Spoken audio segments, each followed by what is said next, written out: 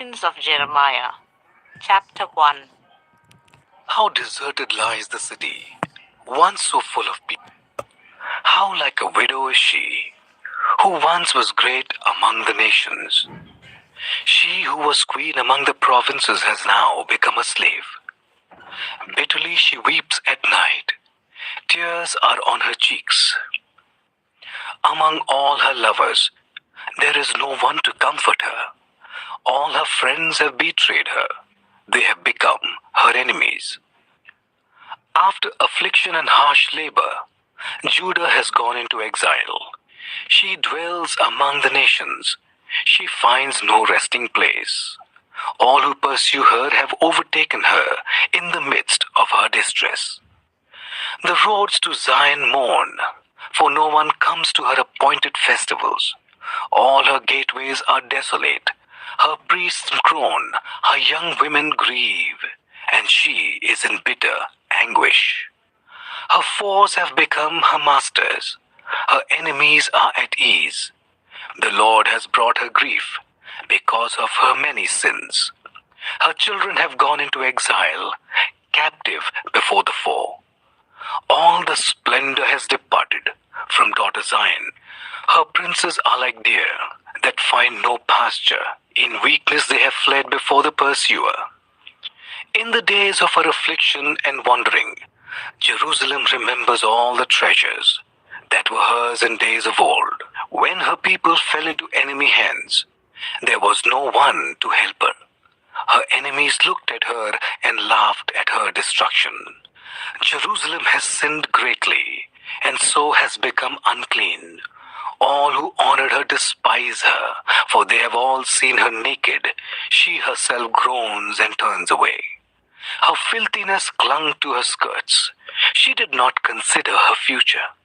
Her fall was astounding. There was none to comfort her. Look, Lord, on my affliction, for the enemy has triumphed. The enemy laid hands on all her treasures. She saw pagan nations enter her sanctuary, those you had forbidden to enter your assembly. All her people groan as they search for bread. They barter their treasures for food to keep themselves alive. Look, Lord, and consider, for I am despised.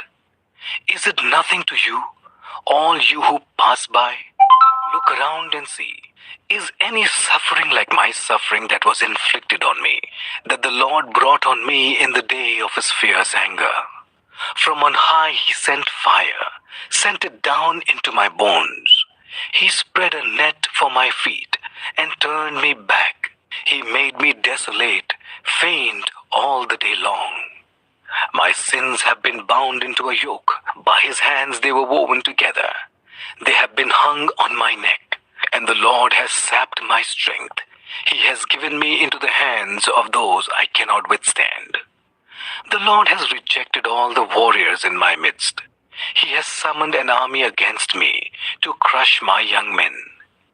In his winepress the Lord has trampled virgin daughter Judah. This is why I weep, and my eyes overflow with tears. No one is near to comfort me, no one to restore my spirit. My children are destitute because the enemy has prevailed. Zion stretches out her hands, but there is no one to comfort her. The Lord has decreed for Jacob that his neighbors become his foes. Jerusalem has become an unclean thing among them. The Lord is righteous, yet I rebelled against his command. Listen, all you peoples. Look on my suffering. My young men and young women have gone into exile. I called to my allies, but they betrayed me. My priests and my elders perished in the city while they searched for food to keep themselves alive. See, Lord, how distressed I am. I am in torment within, and in my heart I am disturbed. For I have been most rebellious outside. The sword bereaves. Inside there is only death. People have heard my groaning, but there is no one to comfort me. All my enemies have heard of my distress. They rejoice at what you have done. May you bring the day you have announced so that they may become like me. Let all their wickedness come before you. Deal with them as you have dealt with me. Because of all my sins, my groans are many and my heart is faint. Lamentations 2. How the Lord has covered daughter Zion with the cloud of his anger. He has hurled down the splendor of Israel from heaven to earth. He has not remembered his footstool in the day of his anger. Without pity, the Lord has swallowed up all the dwellings of Jacob. In his wrath, he has torn down the strongholds of daughter Judah. He has brought her kingdom and its princes down to the ground in dishonor. In fierce anger, he has cut off every horn of Israel. He has withdrawn his right hand. Enemy. He has burned in Jacob like a flaming fire that consumes everything around it.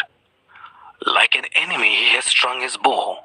His right hand is ready. Like a foe, he has slain all who were pleasing to the eye. He has poured out his wrath like fire on the tent of daughter Zion. The Lord is like an enemy. He has swallowed up Israel. He has swallowed up all her palaces and destroyed her strongholds. He has multiplied mourning and lamentation for daughters Judah. He has laid waste his dwelling like a garden. He has destroyed his place of meeting.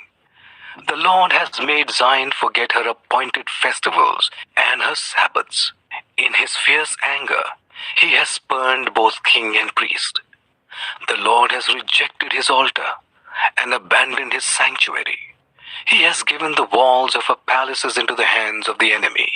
They have raised a shout in the house of the Lord, as on the day of an appointed festival. The Lord determined to tear down the wall around daughter Zion. He stretched out a measuring line and did not withhold his hand from destroying. He made ramparts and walls lament, together they wasted away.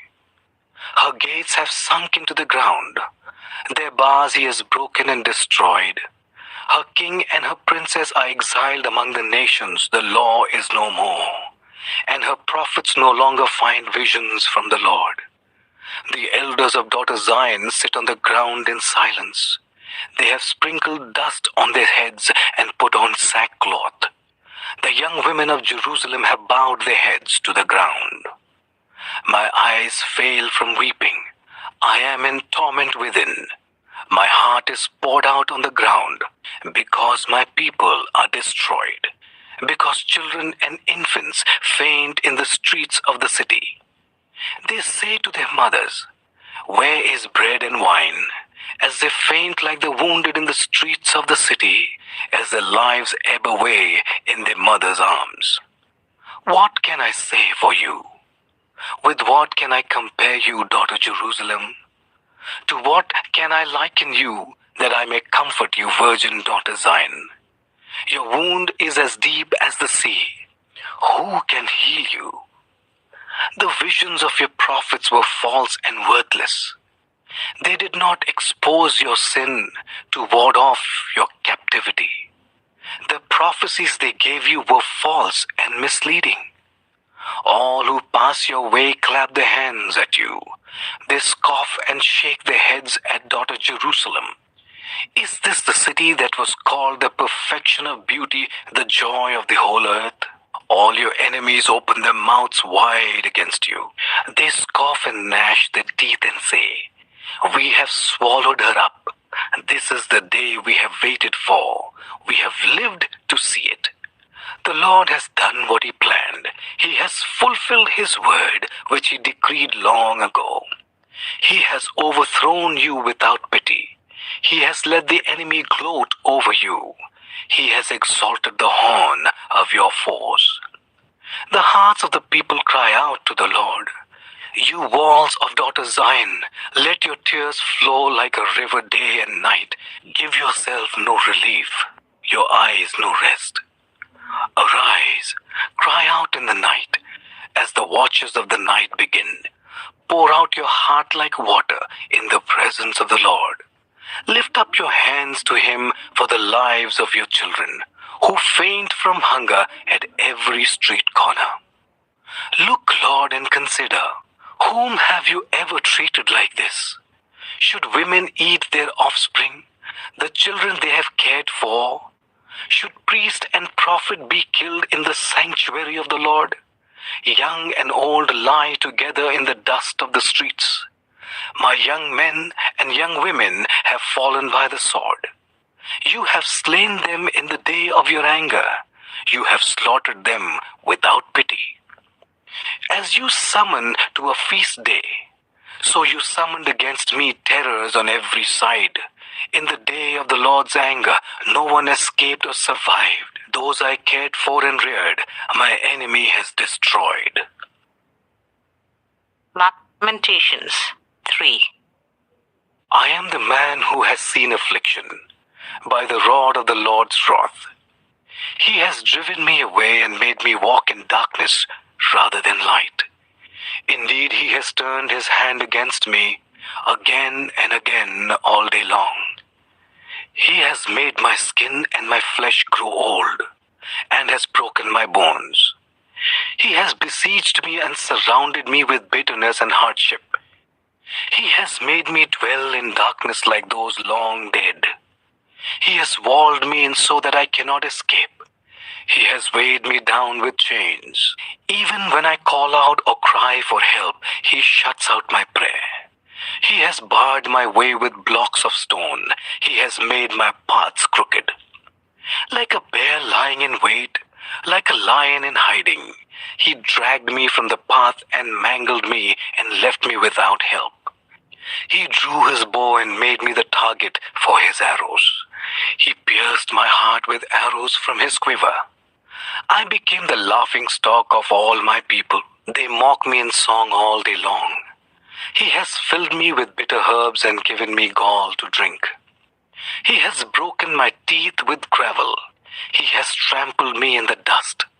I have been deprived of peace. I have forgotten what prosperity is.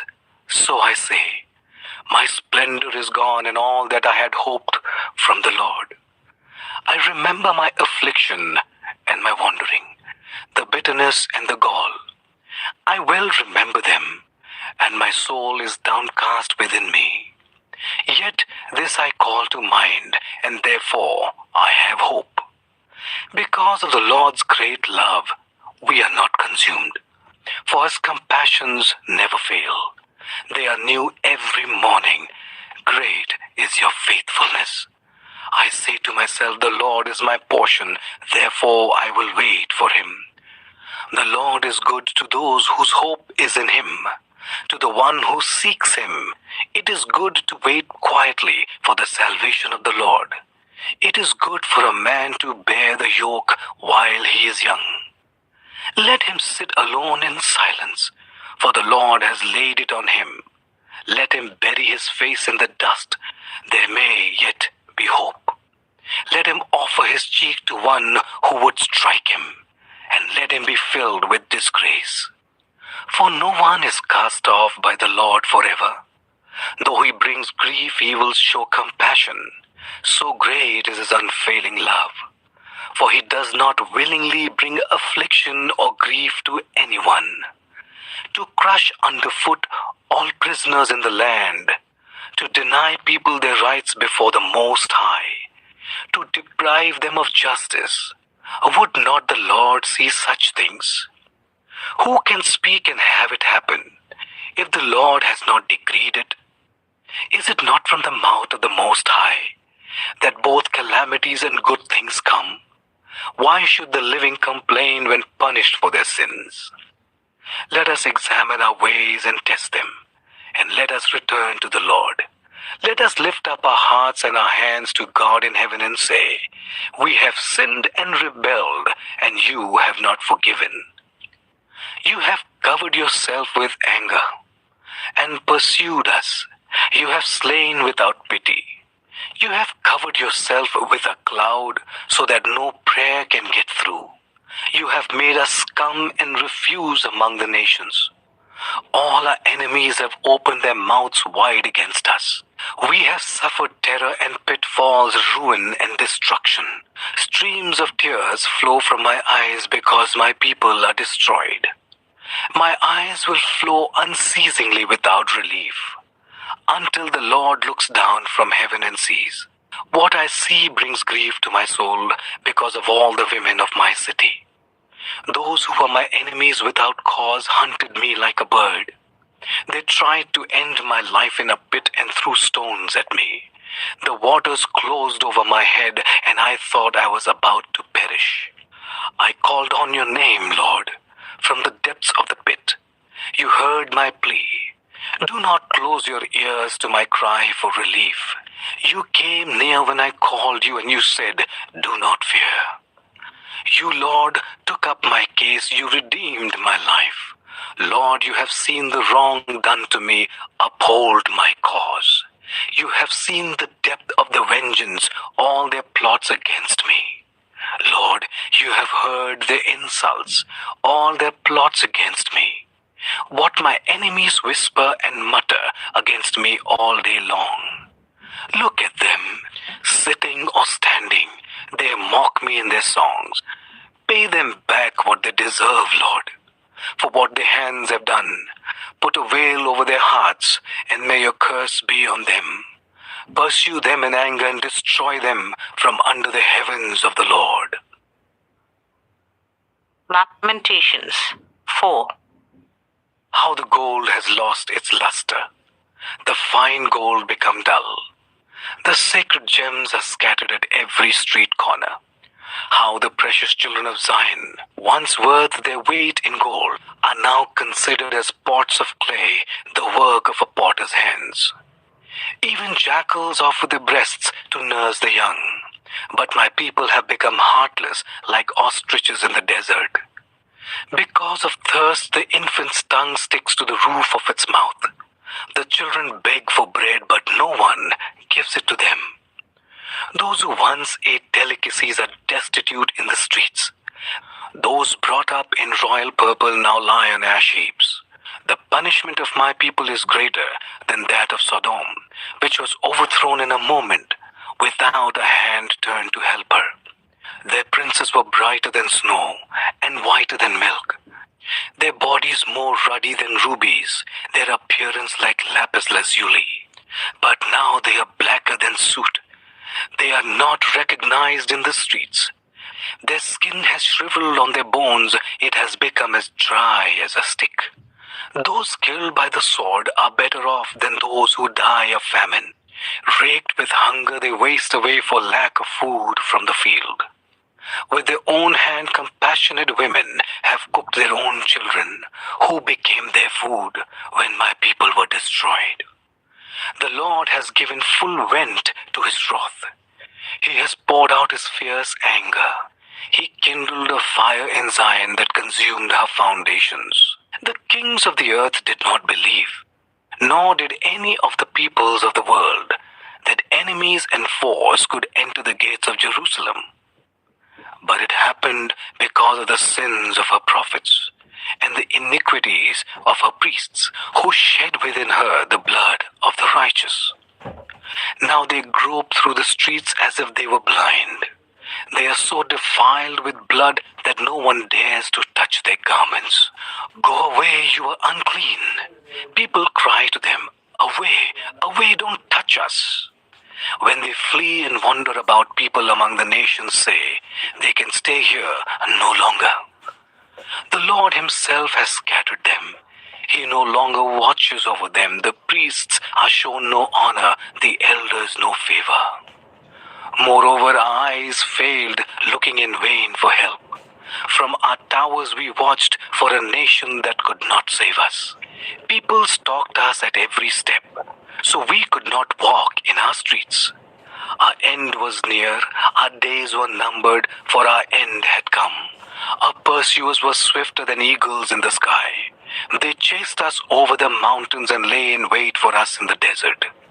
The Lord's anointed, our very life breath was caught in their traps. We thought that under his shadow we would live among the nations. Rejoice and be glad, daughter Edom, you who live in the land of Uz. But to you also the cup will be passed. You will be drunk and stripped naked. Your punishment will end, daughter Zion. He will not prolong your exile, but he will punish your sin, daughter Edom, and expose your wickedness. Lamentations 5. Remember, Lord, what has happened to us. Look and see our disgrace.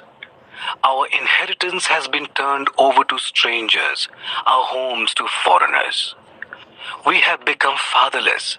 Our mothers are widows. We must buy the water we drink. Our wood can be had only at a price. Those who pursue us are at our heels. We are weary and find no rest.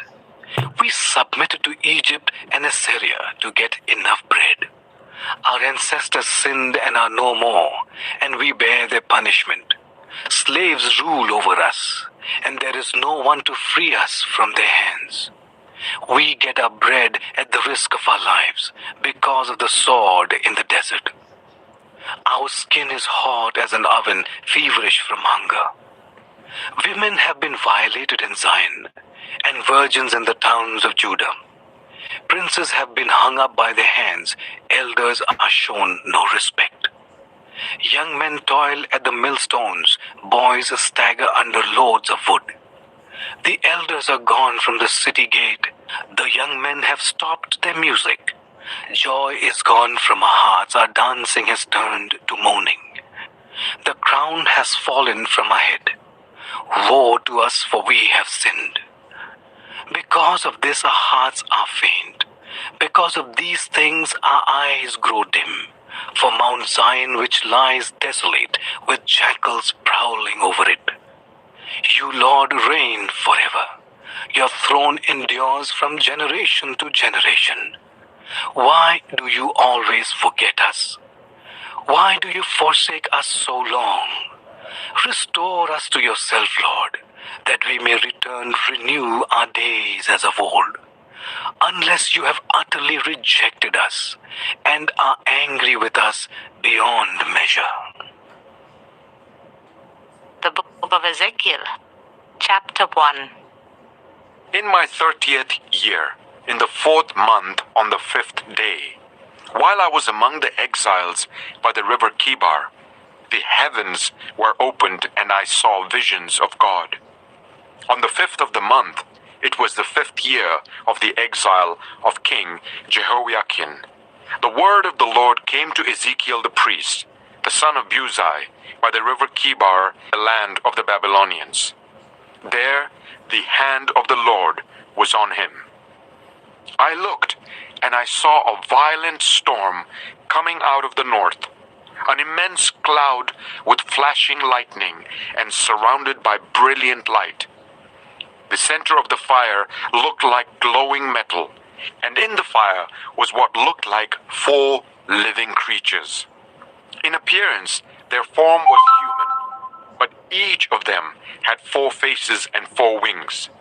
Their legs were straight, their feet were like those of a calf and gleamed like burnished bronze. Under their wings, on their 4 sides, they had human hands. All 4 of them had faces and wings, and the wings of one touched the wings. Each one went straight ahead. They did not turn as they moved. Their faces looked like this. Each of the 4 had the face of a human being, and on the right side, each had the face of a lion, and on the left, the face of an ox. Each also had the face of an eagle. Such were their faces. They each had 2 wings spreading out upwards, each wing touching that of the creature on either side, and each had 2 other wings covering its body. Each one went straight ahead. Wherever the Spirit would go, they would go, without turning as they went. The appearance of the living creatures was like burning coals of fire, or like torches. fire moved back and forth among the creatures. It was bright, and lightning flashed out of it. The creatures sped back and forth like flashes of lightning. As I looked at the living creatures, I saw a wheel on the ground beside each creature with its 4 faces. This was the appearance and structure of the wheels. They sparkled like topaz, and all 4 looked alike. Each appeared to be made like a wheel intersecting a wheel. As they moved, they would go in any one of the 4 directions the creatures faced. The wheels did not change direction as the creatures went.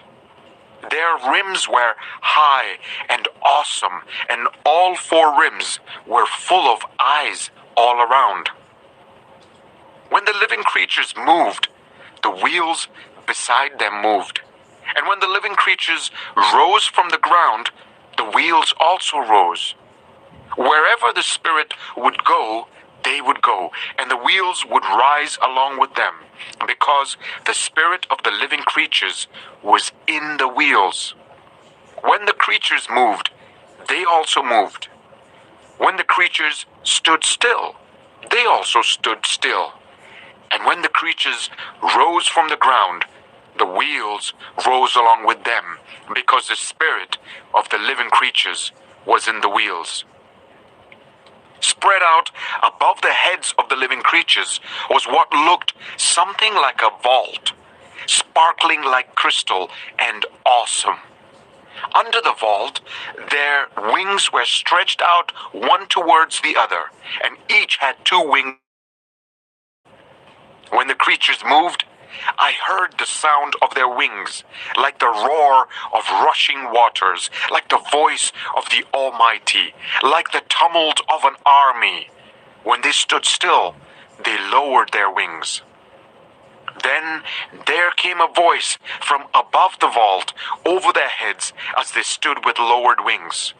Above the vault, over their heads, was what looked like a throne of lapis lazuli, and high above on the throne was a figure like that of a man. I saw that from what appeared to be his waist up, he looked like glowing metal, as if full of fire, and that from there down he looked like fire, and brilliant light surrounded him. Like the appearance of a rainbow in the clouds on a rainy day, so was the radiance around him. This was the appearance of the likeness of the glory of the Lord. When I saw it, I fell face down, and I heard the voice of one speaking. Ezekiel 2. He said to me, "Son of man, stand up on your feet, and I will speak to you." As he spoke, the Spirit came into me and raised me to my feet, and I heard him speaking to me. He said, "Son of man, I'm sending you to the Israelites, to a rebellious nation that has rebelled against me. They and their ancestors have been in revolt against me to this very day. The people to whom I am sending you are obstinate and stubborn. Say to them, 'This is what the sovereign Lord says.' And whether they listen or fail to listen, for they are a rebellious people, they will know that a prophet has been among them. And you, son of man, do not be afraid of them or their words. Do not be afraid, though briars and thorns are all around you and you live among scorpions. Do not be afraid of what they say or be terrified by them, though they are a rebellious people. You must speak my words to them, whether they listen or fail to listen, for they are rebellious. But you, son of man, listen to what I say to you. Do not rebel like that rebellious people. Open your mouth and eat what I give you." Then I looked, and I saw a hand stretched out to me. In it was a scroll, which he unrolled before me. On both sides of it were written words of lament and mourning and woe. Ezekiel 3. And he said to me, Son of man, eat what is before you. Eat this scroll. Then go and speak to the people of Israel. So I opened my mouth, and he gave me the scroll to eat. Then he said to me, Son of man, eat this scroll I'm giving you, and fill your stomach with it. So I ate it, and it tasted as sweet as honey in my mouth. He then said to me, Son of man, go now to the people of Israel, and speak my words to them. You are not being sent to people of obscure speech and strange language, but to the people of Israel. Not to many peoples of obscure speech and strange language, whose words you cannot understand. Surely, if I had sent you to them, they would have listened to you. But the people of Israel are not willing to listen to you, because they are not willing to listen to me, for all the Israelites are hardened and obstinate. But I will make you as unyielding and hardened as they are. I will make your forehead like the hardest stone, harder than flint. Do not be afraid of them or terrified by them, though they are a rebellious people. And he said to me, Son of man, listen carefully and take to heart all the words I speak to you. Go now to your people in exile and speak to them. Say to them, this is what the sovereign Lord says, whether they listen or fail to listen. Then the Spirit lifted me up, and I heard behind me a loud rumbling sound, as the glory of the Lord rose from the place where it was standing. It was the sound of the wings of the living creatures brushing against each other, and the sound of the wheels beside them, a loud rumbling sound. The Spirit then lifted me up and took me away, and I went in bitterness and in the anger of my spirit, with the strong hand of the Lord on me. I came to the exiles who lived at Tel Aviv, near the river Kibar, and there, where they were living, I sat among them for 7 days, deeply distressed. At the end of 7 days, the word of the Lord came to me. Son of man, I have made you a watchman for the people of Israel. So hear the word I speak and give them warning from me. When I say to a wicked person, you will surely die, and you do not warn them or speak out to dissuade them from their evil ways in order to save their life, that wicked person will die for their sin, and I will hold you accountable for their blood. But if you do warn the wicked person, and they do not turn from their wickedness or from their evil ways, they will die for their sin, but you will have saved yourself. Again, when a righteous person turns from their righteousness and does evil, and I put a stumbling block before them, they will die. Since you did not warn them, they will die for their sin. The righteous things that person did will not be remembered, and I will hold you accountable for their blood. But if you do warn the righteous person not to sin, and they do not sin, they will surely live because they took warning, and you will have saved yourself. The hand of the Lord was on me there, and he said to me, Get up and go out to the plain, and there I will speak to you. So I got up and went out to the plain, and the glory of the Lord was standing there, like the glory I had seen by the river Kibar, and I fell face down. Then the Spirit came into me and raised me to my feet. He spoke to me and said, Go, shut yourself inside your house. And you, son of man, they will tie with ropes. You will be bound so that you cannot go out among the people. I will make your tongue stick to the roof of your mouth, so you will be silent and unable to rebuke them, for they are a rebellious people. But when I speak to you, I will open your mouth, and you shall say to them, This is what the sovereign Lord says. Whoever will listen, let them listen, and whoever will refuse, let them refuse. For they are a rebellious people. Rebellious people. Ezekiel 4. Now, son of man, take a block of clay, put it in front of you, and draw the city of Jerusalem on it. Then lay siege to it. Erect siege works against it. Build a ramp to it. Set up camps against it, and put battering rams around it. Then take an iron pan, place it as an iron wall between you and the city, and turn your face towards it. It will be under siege, and you shall besiege it. This will be a sign to the people of Israel. Then lie on your left side, and put the sin of the people of Israel upon yourself. You are to bear their sin for the number of days you lie on your side. I have assigned you the same number of days as the years of their sin. So for 390 days you will bear the sin of the people of Israel. After you have finished this, lie down again, this time on your right side, and bear the sin of the people of Judah. I have assigned you 40 days, a day for each year.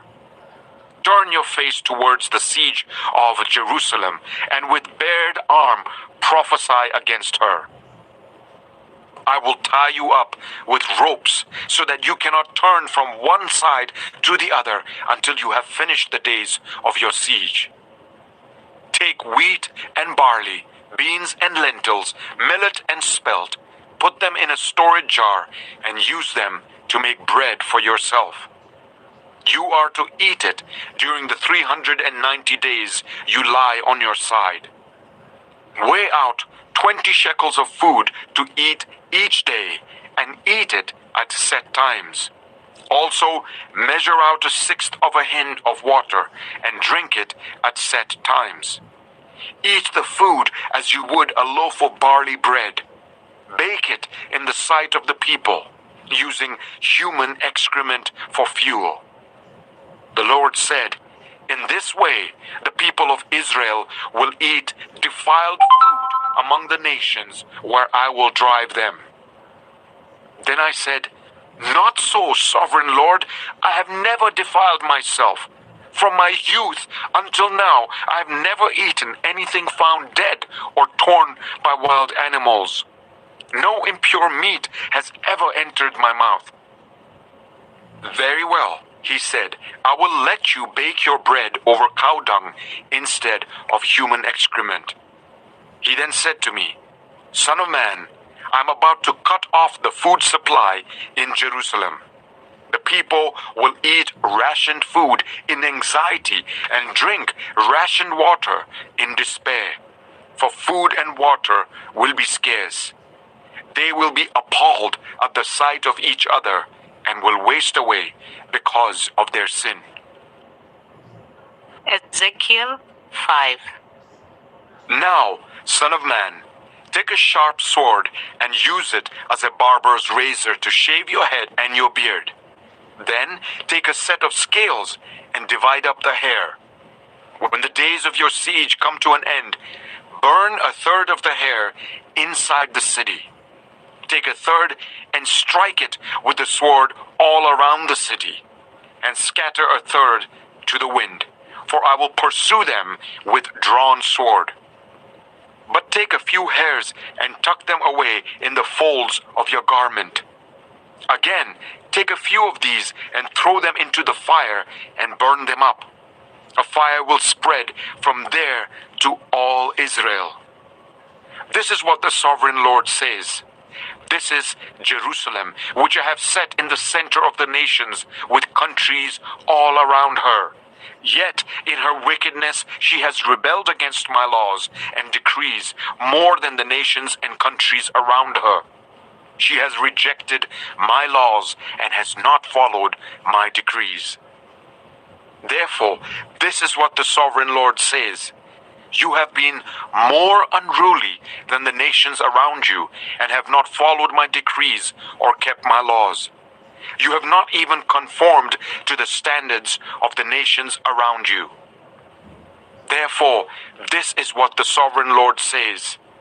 I myself am against you, Jerusalem, and I will inflict punishment on you in the sight of the nations. Because of all your detestable idols, I will do to you what I have never done before and will never do again. Therefore, in your midst, parents will eat their children, and children will eat their parents. I will inflict punishment on you and will scatter all your survivors to the winds. Therefore, as surely as I live, declares the sovereign Lord, because you have defiled my sanctuary with all your vile images and detestable practices, I myself will shave you. I will not look on you with pity or spare you. A third of your people will die of the plague or perish by famine inside you. A third will fall by the sword outside your walls, and a third I will scatter to the winds and pursue with drawn sword. Then my anger will cease, and my wrath against them will subside, and I will be avenged. And when I have spent my wrath on them, they will know that I, the Lord, have spoken in my zeal. I will make you a ruin and a reproach among the nations around you, in the sight of all who pass by. You will be a reproach and a taunt, a warning and an object of horror to the nations around you when I inflict punishment on you in anger and in wrath and with stinging rebuke. I, the Lord, have spoken. When I shoot at you with my deadly and destructive arrows of famine, I will shoot to destroy you. I will bring more and more famine upon you and cut off your supply of food.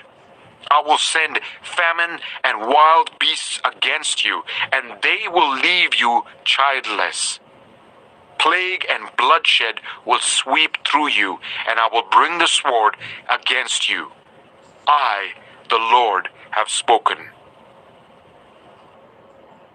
Ezekiel 6. The word of the Lord came to me. Son of man, set your face against the mountains of Israel. Prophesy against them and say, You mountains of Israel, hear the word of the sovereign Lord.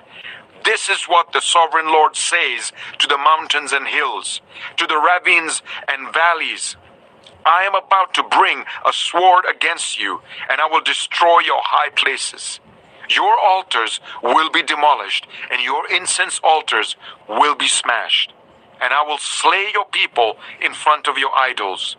I will lay the dead bodies of the Israelites in front of their idols, and I will scatter your bones around your altars.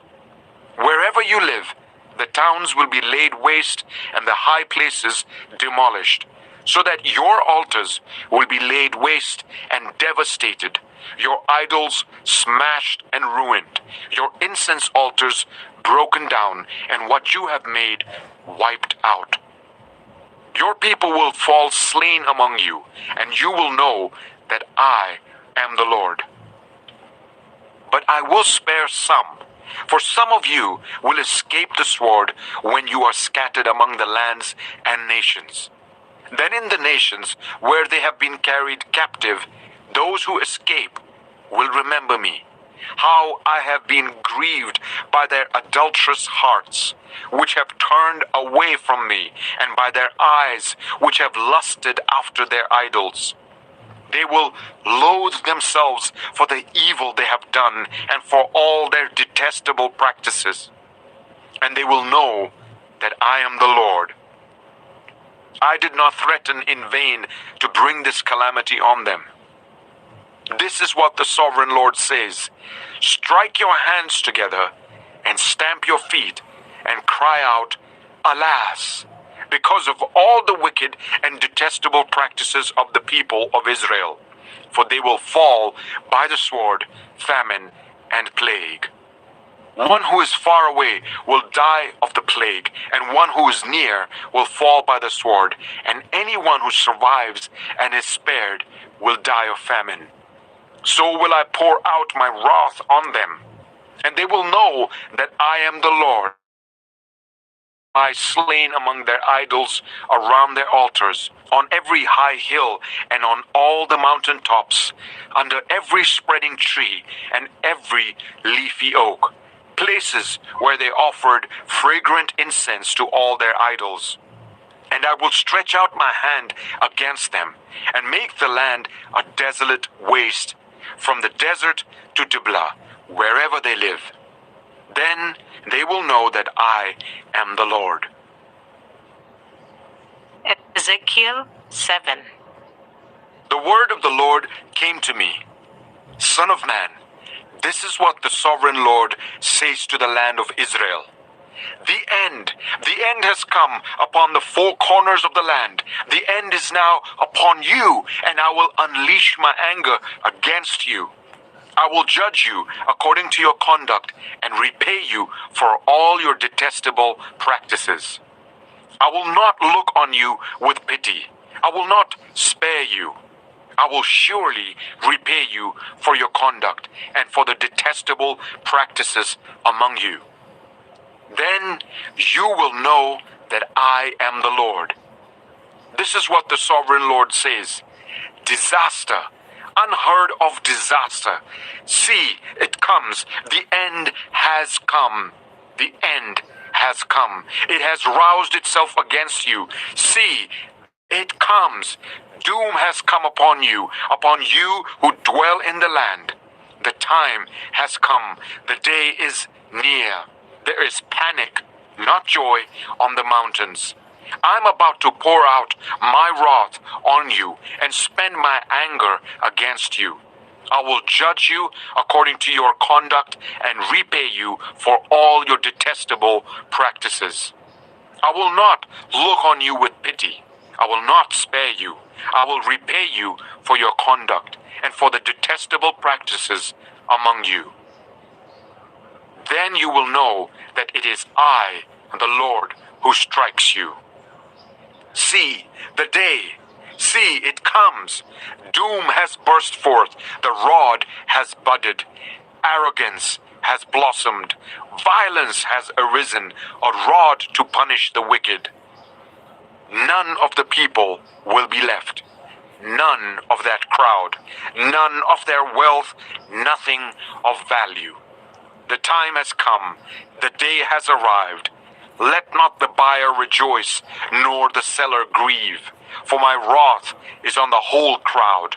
The seller will not recover the property that was sold, as long as both buyer and seller live. For the vision concerning the whole crowd will not be reversed. Because of their sins, not one of them will preserve their life. They have blown the trumpet, they have made all things ready, but no one will go into battle, for my wrath is on the whole crowd. Outside is the sword, inside are plague and famine. Those in the country will die by the sword, those in the city will be devoured by famine and plague. The fugitives who escape will flee to the mountains, like doves of the valleys. They will all moan, each for their own sins. Every hand will go limp, every leg will be wet with urine. They will put on sackcloth and be clothed with terror. Every face will be covered with shame, and every head will be shaved. They will throw their silver into the streets, and their gold will be treated as a thing unclean. Their silver and gold will not be able to deliver them in the day of the Lord's wrath. It will not satisfy their hunger or fill their stomachs, for it has caused them to stumble into sin. They took pride in their beautiful jewelry and used it to make their detestable idols. They made it into vile images. Therefore, I will make it a thing unclean for them. I will give their wealth as plunder to foreigners, and as loot to the wicked of the earth, who will defile it. I will turn my face away from the people, and robbers desecrate the place I treasure. They will enter it and will defile it. Prepare chains, for the land is full of bloodshed, and the city is full of violence. I will bring the most wicked of nations to take possessions of their houses. I will put an end to the pride of the mighty, and their created. When terror comes, they will seek peace in vain. Calamity upon calamity will come, and rumor upon rumor. They will go searching for a vision from the prophet. Priestly instruction in the law will cease. The counsel of the elders will come to an end. The king will mourn. The prince will be clothed with despair, and the hands of the people of the land. I will deal with them according to their conduct, and by their own standards I will judge them. Then they will know that I am the Lord. Ezekiel 8. In the 6th year, in the 6th month, on the 5th day, while I was sitting in my house, and the elders of Judah were sitting before me, the hand of the sovereign Lord came on me there. I looked, and I saw a figure like that of a man. From what appeared to be his waist down, he was like fire, and from there up, his appearance was as bright as glowing metal. He stretched out what looked like a hand and took me by the hair of my head. The Spirit lifted me up between earth and heaven, and in visions of God he took me to Jerusalem, to the entrance of the north gate of the inner court, where the idol that provokes to jealousy stood. And there before me was the glory of the God of Israel, as in the vision I had seen in the plain. Then he said to me, Son of man, look towards the north. So I looked, and in the entrance, north of the gate of the altar, I saw this idol of jealousy. And he said to me, Son of man, do you see what they are doing? The utterly detestable things the Israelites are doing here? Things that will drive me far from my sanctuary? But you will see things that are even more detestable. Then he brought me to the entrance to the court. I looked, and I saw a hole in the wall. He said to me, Son of man, now dig into the wall. So I dug into the wall and saw a doorway there. And he said to me, Go in and see the wicked and detestable things they are doing here. So I went in and looked, and I saw portrayed all over the walls all kinds of crawling things and unclean animals and all the idols of Israel. In front of them stood 70 elders of Israel, and Jazaniah, son of Shaphan, was standing among them. Each had a censer in his hand, and a fragrant cloud of incense was rising. He said to me, Son of man, have you seen what the elders of Israel are doing in the darkness, each at the shrine of his own idol? They say, The Lord does not see us. The Lord has forsaken the land. Again, he said, You will see them doing things that are even more detestable. Then he brought me to the entrance of the north gate of the house of the Lord, and I saw women sitting there, mourning the god Tammuz. He said to me, Do you see this, son of man? You will see things that are even more detestable than this. He then brought me into the inner court of the house of the Lord, and there at the entrance to the temple, between the portico and the altar, were about 25 men, with their backs towards the temple of the Lord and their faces towards the east. They were bowing down to the sun in the east.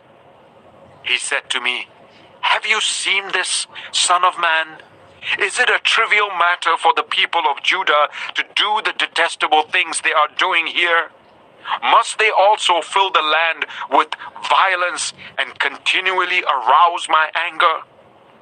Look at them, putting the branch to their nose. Therefore, I will deal with them in anger.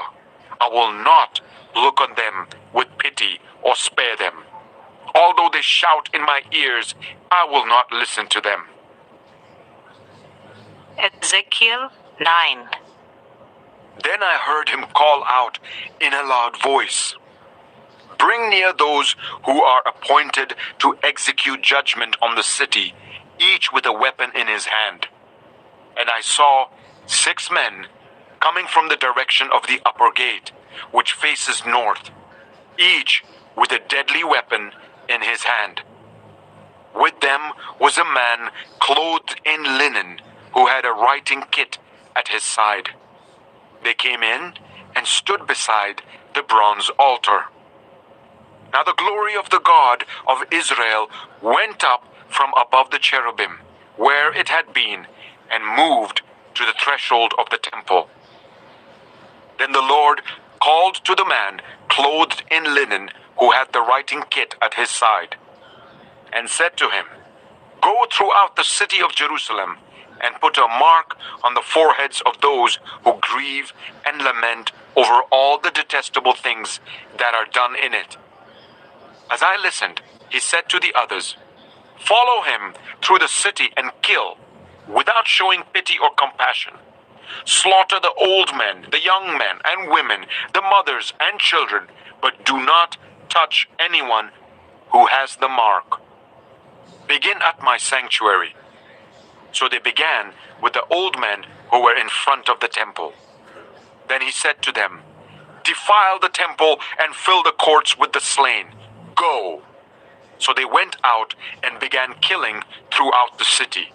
While they were killing, and I was left alone, I fell face down, crying out, "Alas, sovereign Lord, are you going to destroy the entire remnant of Israel in this outpouring of your wrath on Jerusalem?" He answered me, "The sin of the people of Israel and Judah is exceedingly great. The land is full of bloodshed, and the city is full of injustice. They say, 'The Lord has forsaken the land. The Lord does not see.' So I will not look on them with pity or spare them, but I will bring down on their own heads what they have done." Then the man in linen, with the writing kit at his side, brought back word, saying, "I have done as you commanded." Ezekiel 10. I looked, and I saw the likeness of a throne of lapis lazuli above the vault that was over the heads of the cherubim. The Lord said to the man clothed in linen, "Go in among the wheels beneath the cherubim. Fill your hands with burning coals from among the cherubim and scatter them over the city." And as I watched, he went in.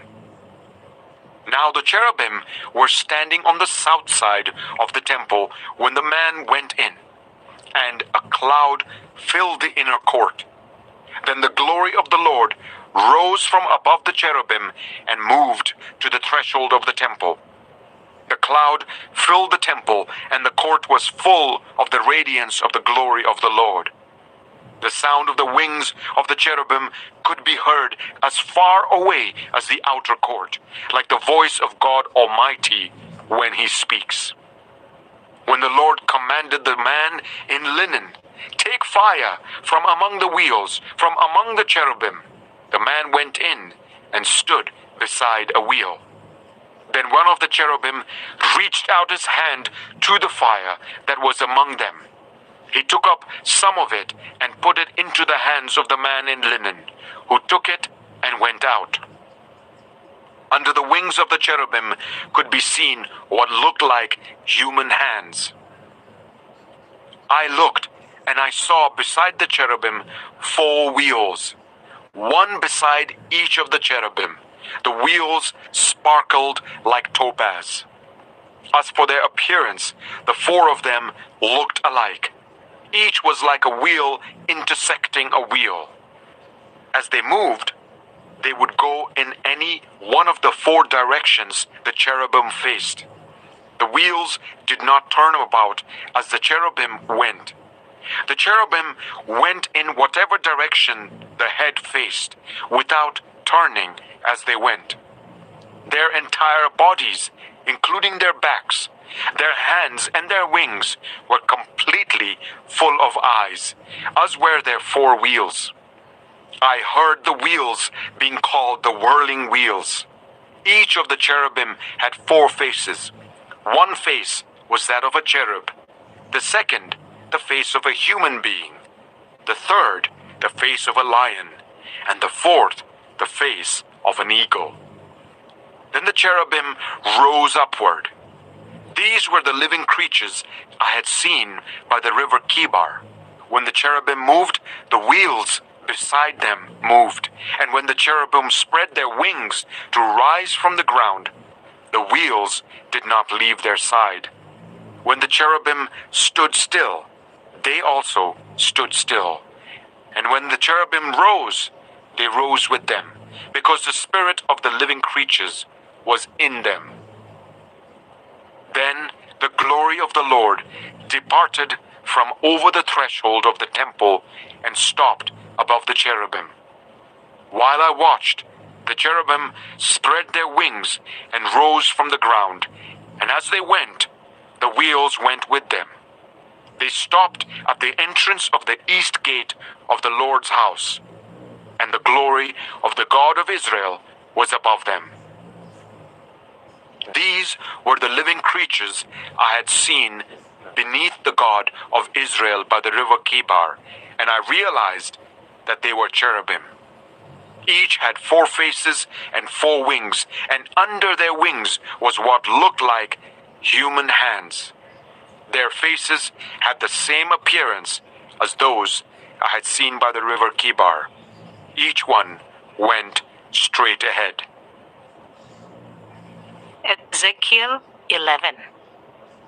Then the Spirit lifted me up and brought me to the gate of the house of the Lord that faces east.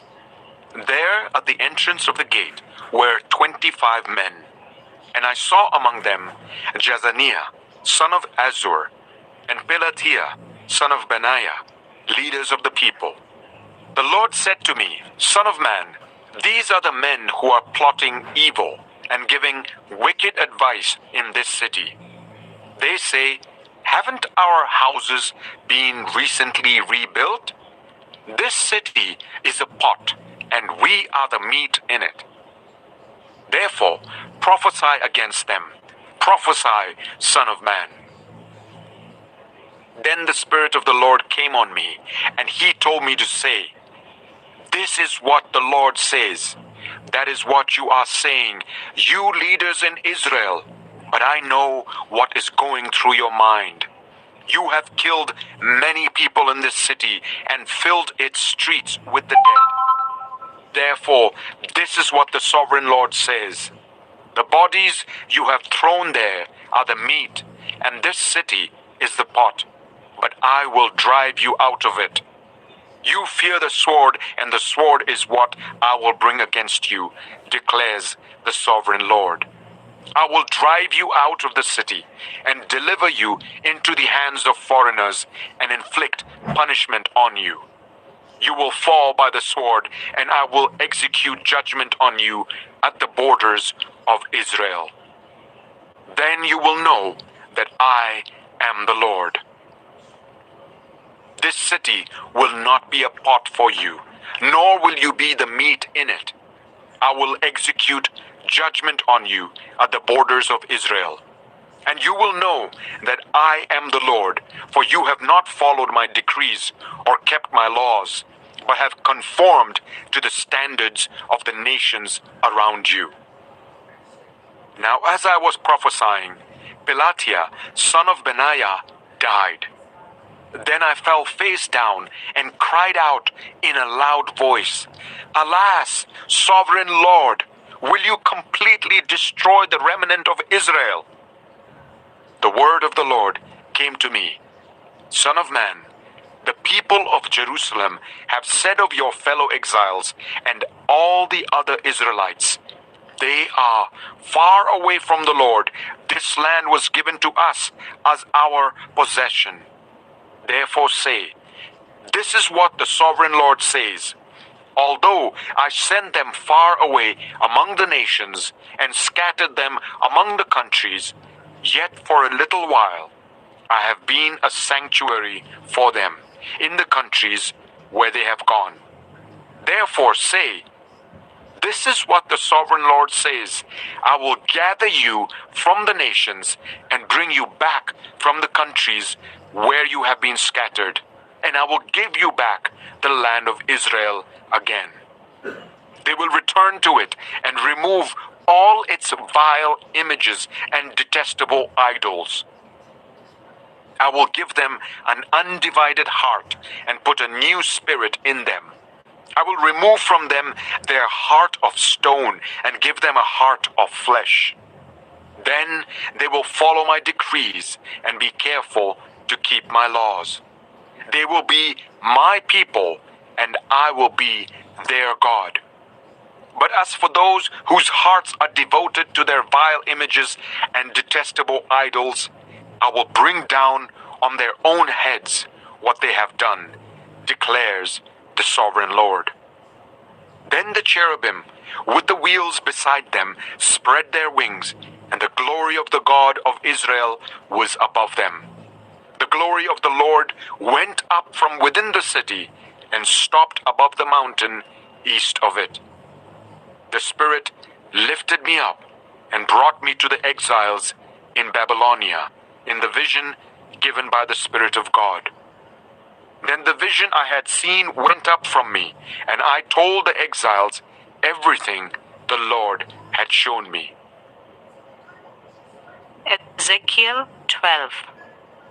The word of the Lord came to me, Son of man, you are living among a rebellious people. They have eyes to see, but do not see, and ears to hear, but do not hear, for they are a rebellious people. Therefore, Son of man, pack your belongings for exile, and in the daytime, as they watch, set out and go from where you are to another place. Perhaps they will understand, though they are a rebellious people. During the daytime, while they watch, bring out your belongings packed for exile. Then in the evening, while they are watching, go out like those who go into exile. While they watch, dig through the wall and take your belongings out through it. Put them on your shoulder as they are watching and carry them out at dusk. Cover your face so that you cannot see the land, for I have made you a sign to the Israelites. So I did as I was commanded. During the day I brought out my things packed for exile. Then in the evening I dug through the wall with my hands. I took my belongings out at dusk, carrying them on my shoulders while they watched. In the morning the word of the Lord came to me. Son of man, did not the Israelites, that rebellious people, ask you, what are you doing? Say to them, this is what the sovereign Lord says. This prophecy concerns the prince in Jerusalem and all the Israelites who are there. Say to them, I am a sign to you. As I have done, so it will be done to them. They will go into exile as captives. The prince among them will put his things on his shoulder at dusk and leave, and a hole will be dug in the wall for him to go through. He will cover his face so that he cannot see the land. I will spread my net for him, and he will be caught in my snare. I will bring him to Babylonia, the land of the Chaldeans, but he will not see it, and there he will die. I will scatter to the winds all those around him, his staff and all his troops, and I will pursue them with drawn sword. They will know that I am the Lord, when I disperse them among the nations and scatter them through the countries.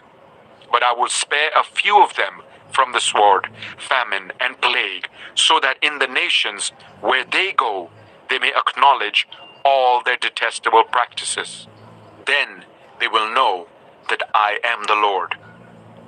The word of the Lord came to me, Son of man, tremble as you eat your food, and shudder in fear as you drink your water. Say to the people of the land, this is what the sovereign Lord says about those living in Jerusalem and in the land of Israel. They will eat their food in anxiety and drink their water in despair, for their land will be stripped of everything in it because of the violence of all who live there. The inhabited towns will be laid waste, and the land will be desolate. Then you will know that I am the Lord. The word of the Lord came to me, Son of man, what is this proverb you have in the land of Israel? The days go by, and every vision comes to nothing. Say to them, this is what the sovereign Lord says. I am going to put an end to this proverb, and they will no longer quote it in Israel. Say to them, the days are near when every vision will be fulfilled, for there will be no more false visions or flattering divinations among the people of Israel. But I, the Lord, will speak what I will, and it shall be fulfilled without delay. For in your days, you rebellious people, I will fulfill whatever I say, declares the sovereign Lord. The word of the Lord came to me, Son of man, the Israelites are saying, the vision he sees is for many years from now, and he prophesies about the distant future. Therefore, say to them, this is what the sovereign Lord says, none of my words will be delayed any longer. Whatever I say will be fulfilled, declares the sovereign Lord. Ezekiel 13. The word of the Lord came to me, Son of man, prophesy against the prophets of Israel who are now prophesying. Say to those who prophesy out of their own imagination, hear the word of the Lord. This is what the sovereign Lord says. Woe to the foolish prophets who follow their own spirit and have seen nothing. Your prophets, Israel, are like jackals among ruins. You have not gone up to the breaches in the wall to repair it for the people of Israel, so that it will stand firm in the battle on the day of the Lord. Their visions are false, and their divinations a lie. Even though the Lord has not sent them, they say, the Lord declares, and expect him to fulfill their words. Have you not seen false visions and uttered lying divinations when you say, the Lord declares, though I have not spoken? Therefore, this is what the sovereign Lord says. Because of your false words and lying visions, I am against you, declares the sovereign Lord. My hand will be against the prophets who see false visions and utter lying divinations. They will not belong to the council of my people or be listed in the records of Israel, nor will they enter the land of Israel. Then you will know that I am the sovereign Lord. Because they lead my people astray, saying, peace, when there is no peace. And because when a flimsy wall is built, they cover it with whitewash. Therefore, tell those who cover it with whitewash that it is going to fall. Rain will come in torrents, and I will send hailstones hurtling down, and violent winds will burst forth. When the wall collapses, will people not ask you, where is the whitewash you covered it with? Therefore, this is what the sovereign Lord says. In my wrath, I will unleash a violent wind, and in my anger, Hailstones and torrents of rain will fall with destructive fury. I will tear down the wall you have covered with whitewash and will level it to the ground so that its foundation will be laid bare. When it falls, you will be destroyed in it, and you will know that I am the Lord. So I will pour out my wrath against the wall and against those who covered it with whitewash. I will say to you, the wall is gone, and so are those who whitewashed it. Those prophets of Israel who prophesied to Jerusalem and saw visions of peace for her when there was no peace, declares the sovereign Lord. Now, Son of man, set your face against the daughters of your people who prophesy out of their own imagination. Prophesy against them and say, this is what the sovereign Lord says. Woe to the women who sew magic charms on all their wrists and make veils of various lengths for their heads in order to ensnare people. Will you ensnare the lives of my people but preserve your own? You have profaned me among my people for a few handfuls of barley and scraps of bread. By lying to my people who listen to lies, you have killed those who should not have died and have spared those who should not live. Therefore, this is what the sovereign Lord says. I am against your magic charms with which you ensnare people like birds, and I will tear them from your arms. I will set free the people that you ensnare like birds. I will tear off your veils and save my people from your hands, and they will no longer fall prey to your power. Then you will know that I am the Lord. Because you disheartened the righteous with your lies, when I had brought them no grief, and because you encouraged the wicked not to turn from their evil ways and so save their lives, therefore you will no longer see false visions or practice divination. I will save my people from your hands, and then you will know that I am the Lord. Ezekiel 14. Some of the elders of Israel came to me and sat down in front of me. Then the word of the Lord came to me. Son of man, these men have set up idols in their hearts and put wicked stumbling blocks before their faces. Should I let them inquire of me at all? Therefore, speak to them and tell them, this is what the sovereign Lord says. When any of the Israelites set up idols in their hearts and put a wicked stumbling block before their faces and then go to a prophet, I, the Lord, will answer them myself in keeping with their great idolatry. I will do this to recapture the hearts of the people of Israel who have all deserted me for their idols. Therefore, say to the people of Israel, this is what the sovereign Lord says. Repent, turn from your idols, and renounce all your detestable practices. When any of the Israelites or any foreigner residing in Israel separate themselves from me and set up idols in their hearts and put a wicked stumbling block before their faces, and then go to a prophet to inquire of me, I, the Lord, will answer them myself. I will set my face against them and make them an example and a byword. I will remove them from my people. Then you will know that I am the Lord. And if the prophet is enticed to utter a prophecy, I, the Lord, have enticed that prophet, and I will stretch out my hand against him and destroy him from among my people Israel. They will bear their guilt. The prophet will be as guilty as the one who consults him. Then the people of Israel will no longer stray from me, nor will they defile themselves anymore with all their sins. They will be my people, and I will be their God, declares the sovereign Lord.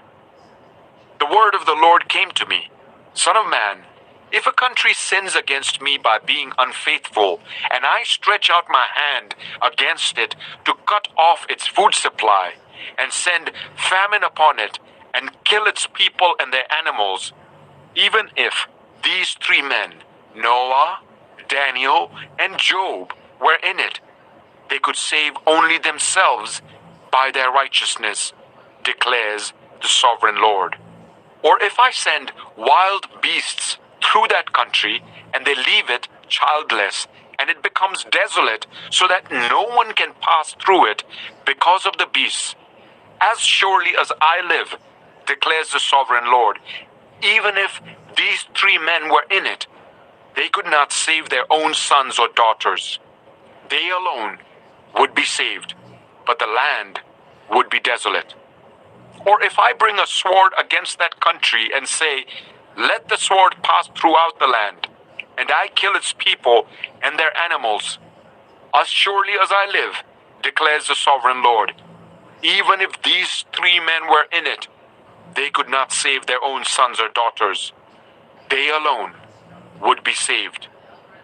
Or if I send a plague into that land and pour out my wrath on it through bloodshed, killing its people and their animals, as surely as I live, declares the sovereign Lord, even if Noah, Daniel, and Job were in it, they could save neither son nor daughter.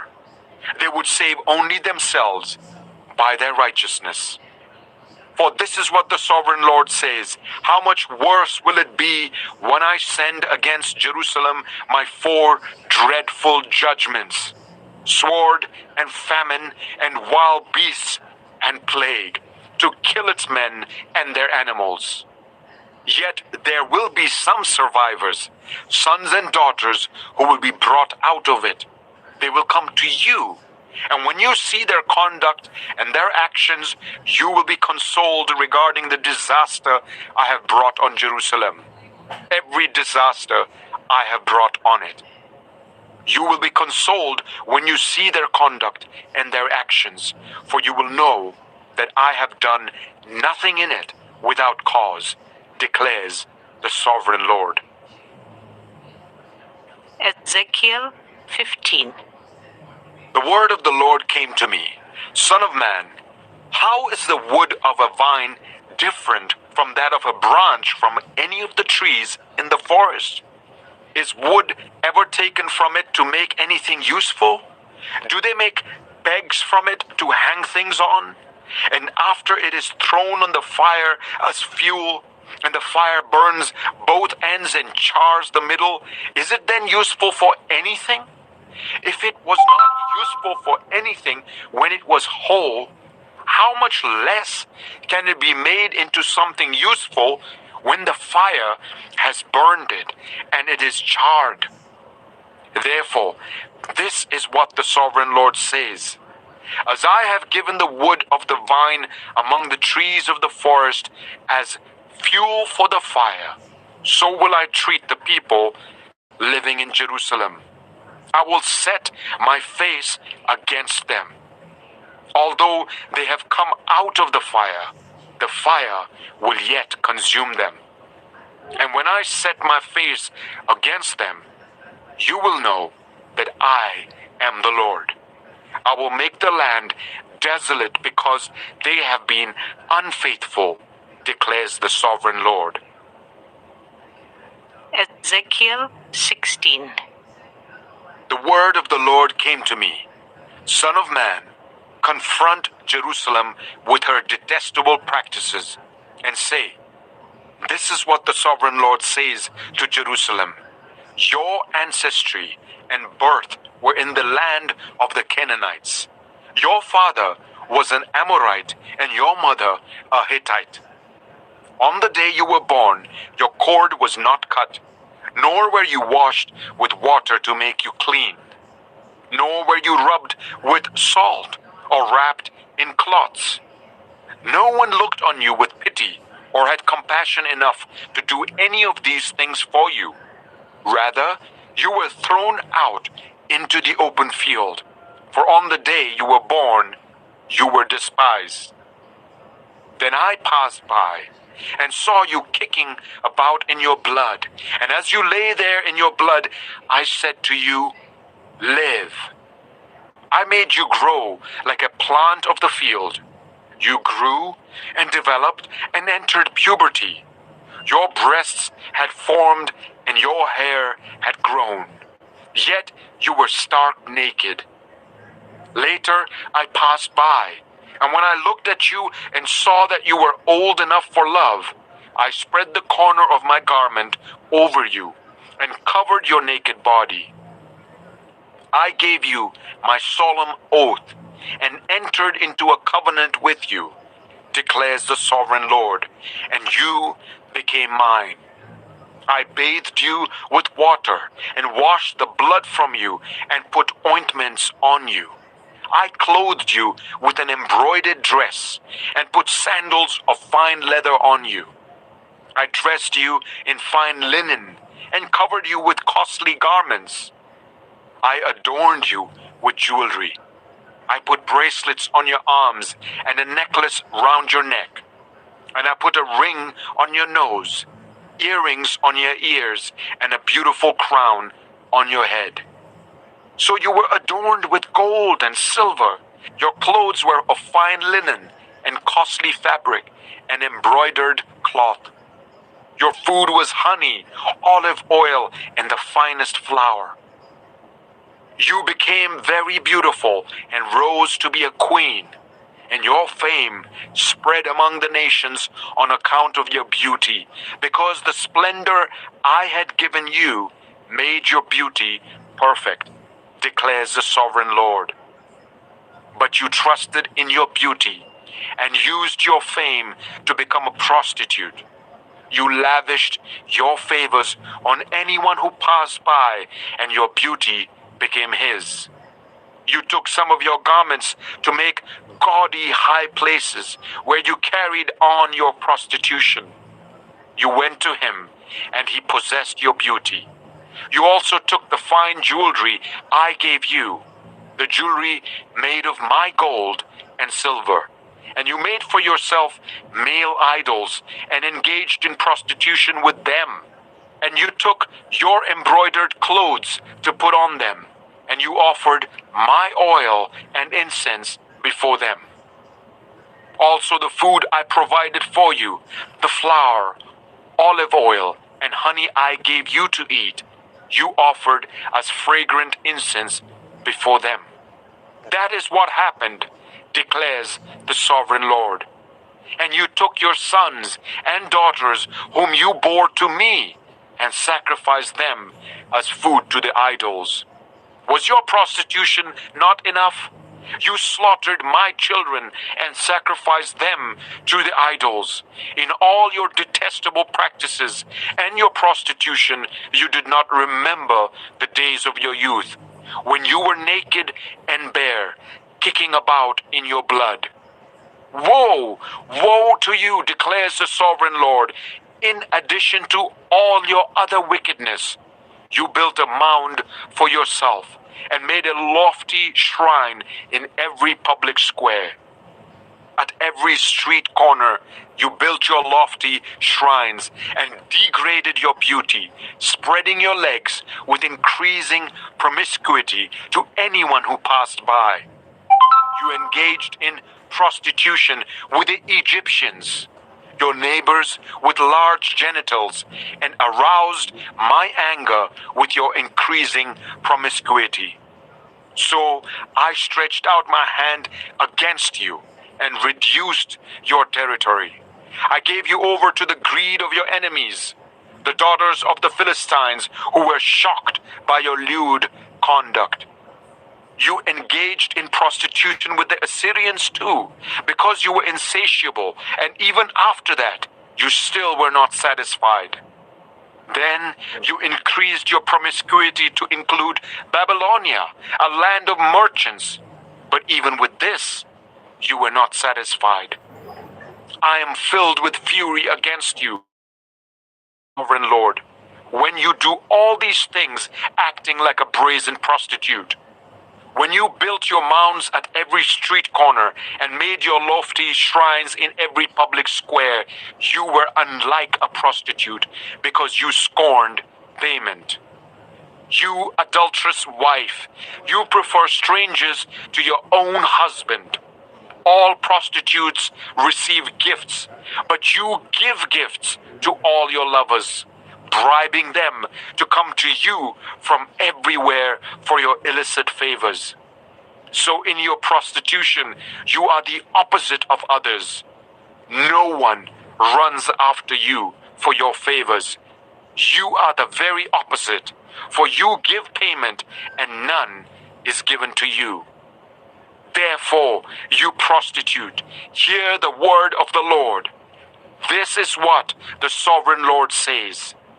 Because you poured out your lust and exposed your naked body in your promiscuity with your lovers, and because of all your detestable idols, and because you gave them your children's blood, therefore I'm going to gather all your lovers with whom you found pleasure, those you loved as well as those you hated.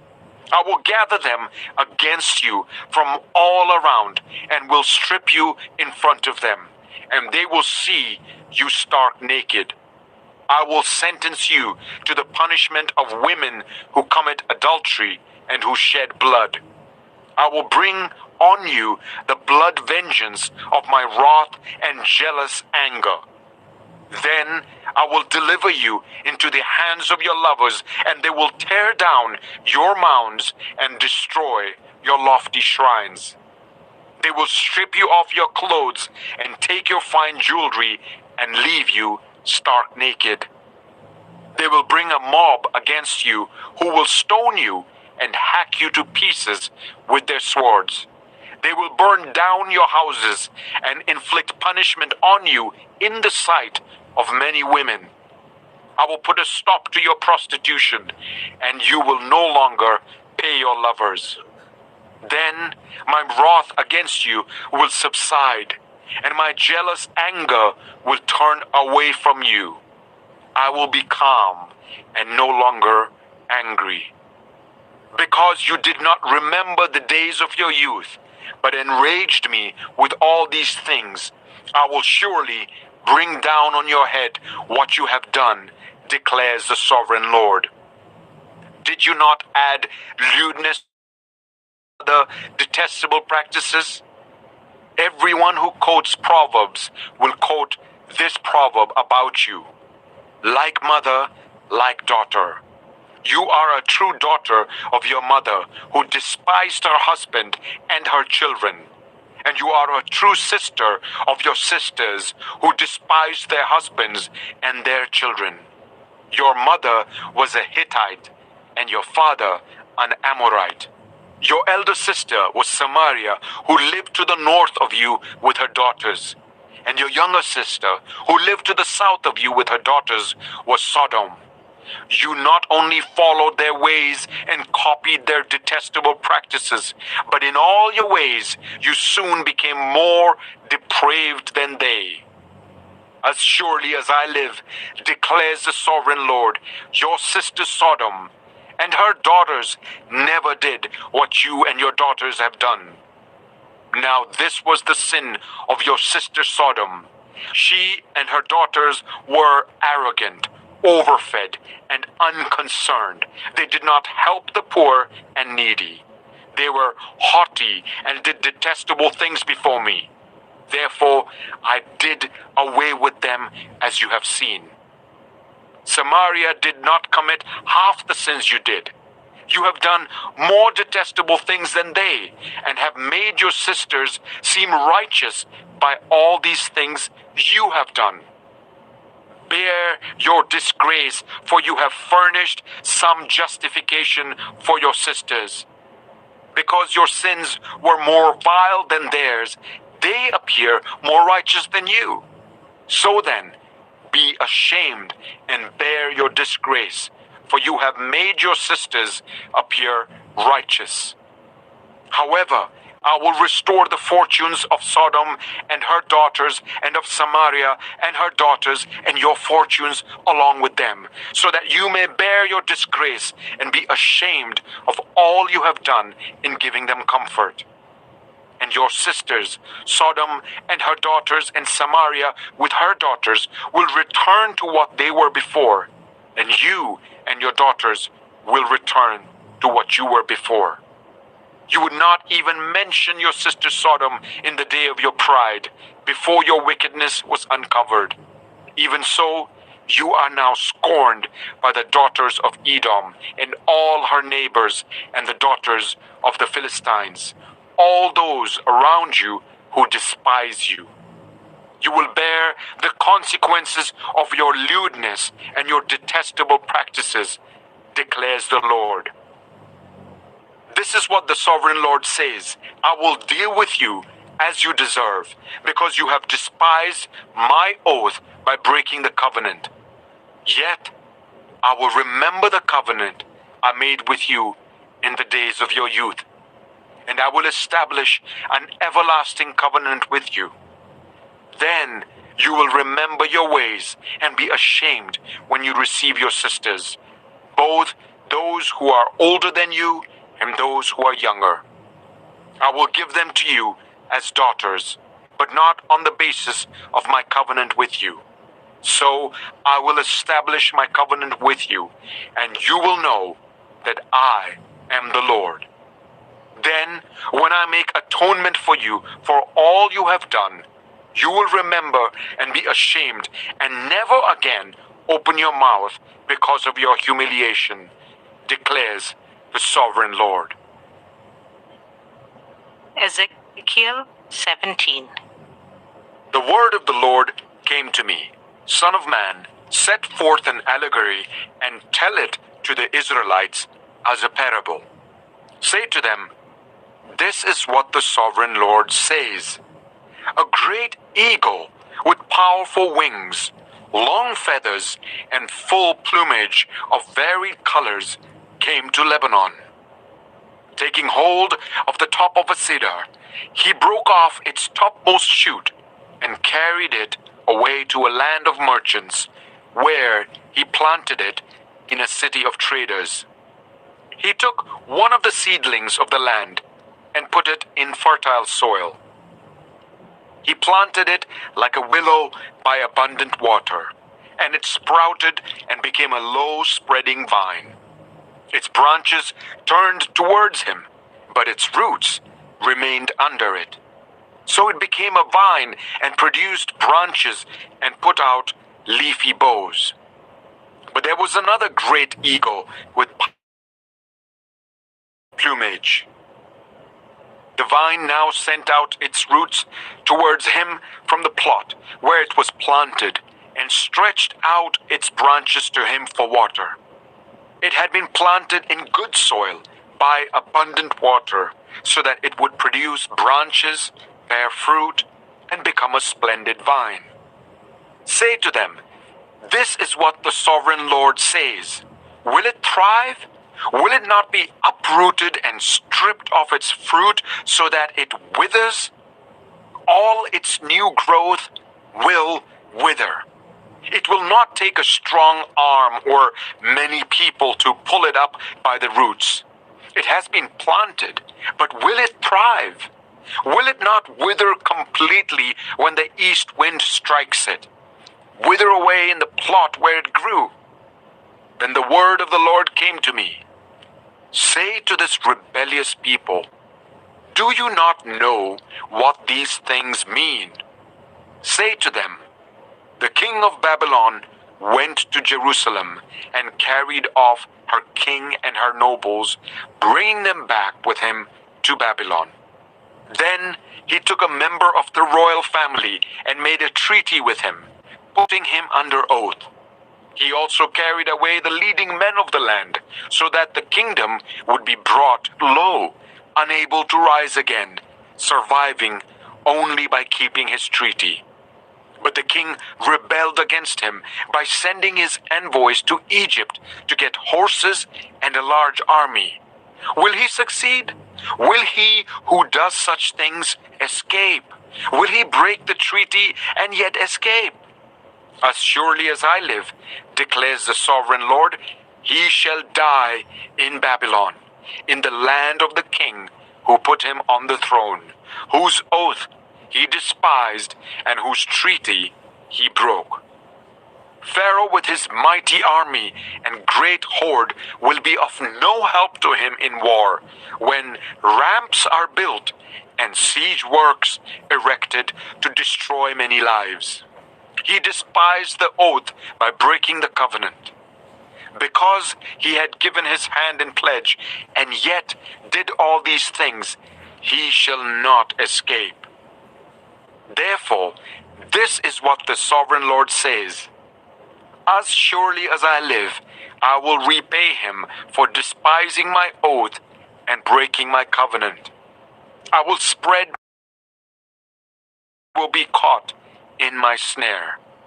I will bring him to Babylon and execute judgment on him there, because he was unfaithful to me. All his choice troops will fall by the sword, and the survivors will be scattered to the winds. Then you will know that I, the Lord, have spoken. This is what the sovereign Lord says. I myself will take a shoot from the very top of a cedar and plant it. I will break off a tender sprig from its topmost shoots and plant it on a high and lofty mountain. On the mountain heights of Israel I will plant it. It will produce branches and bear fruit and become a splendid cedar. Birds of every kind will nest in it. They will find shelter in the shade of its branches. All the trees of the forest will know that I, the Lord, bring down the tall tree and make the low tree grow tall. I dry up the green tree and make the dry tree flourish. I, the Lord, have spoken, and I will do it. Ezekiel 18. The word of the Lord came to me. What do you people mean by quoting this proverb about the land of Israel? The parents eat sour grapes, and the children's teeth are set on edge. As surely as I live, declares the sovereign Lord, you will no longer quote this proverb in Israel. For everyone belongs to me, the parent as well as the child. Both alike belong to me. The one who sins is the one who will die. Suppose there is a righteous man who does what is just and right. He does not eat at the mountain shrines or look to the idols of Israel. He does not defile his neighbor's wife or have sexual relations with a woman during her period. He does not oppress anyone, but returns what he took in pledge for a loan. He does not commit robbery, but gives his food to the hungry and provides clothing for the naked. He does not lend to them at interest or take a profit from them. He withholds his hand from doing wrong and judges fairly between two parties. He follows my decrees and faithfully keeps my laws. That man is righteous. He will surely live, declares the sovereign Lord. Suppose he has a violent son who sheds blood or does any of these other things, though the father has done none of them. He eats at the mountain shrines, he defiles his neighbor's wife, he oppresses the poor and needy, he commits robbery, he does not return what he took in pledge, he looks to the idols, he does detestable things, he lends at interest and takes a profit. Will such a man live? He will not, because he has done all these detestable things. He is to be put to death. His blood will be on his own head. But suppose this son has a son who sees all the sins his father commits, and though he sees them, he does not do such things. He does not eat at the mountain shrines or look to the idols of Israel. He does not defile his neighbor's wife. He does not oppress anyone or require a pledge for a loan. He does not commit robbery, but gives his food to the hungry and provides clothing for the naked. He withholds his hand from ill-treating the poor and takes no interest or profit from them. He keeps my laws and follows my decrees. He will not die for his father's sin. He will surely live. But his father will die for his own sin because he practiced extortion, robbed his brother, and did what was wrong among his people. Yet you ask, why does the son not share the guilt of his father? Since the son has done what is just and right and has been careful to keep all my decrees, he will surely live. The one who sins is the one who will die. The child will not share the guilt of the parent, nor will the parent share the guilt of the child. The righteousness of the righteous will be credited to them, and the wickedness of the wicked will be charged against them. But if a wicked person turns away from all the sins they have committed, and keeps all my decrees, and does what is just and right, that person will surely live. They will not die. None of the offenses they have committed will be remembered against them. Because of the righteous things they have done, they will live. Do I take any pleasure in the death of the wicked? Declares the sovereign Lord. Rather, am I not pleased when they turn from their ways and live? But if a righteous person turns from their righteousness and commits sin and does the same detestable things the wicked person does, will they live? None of the righteous things that person has done will be remembered. Because of the unfaithfulness they are guilty of, and because of the sins they have committed, they will die. Yet you say, the way of the Lord is not just. Hear, you Israelites, is my way unjust? Is it not your ways that are unjust? If a righteous person turns from their righteousness and commits sin, they will die for it. Because of the sin they have committed, they will die.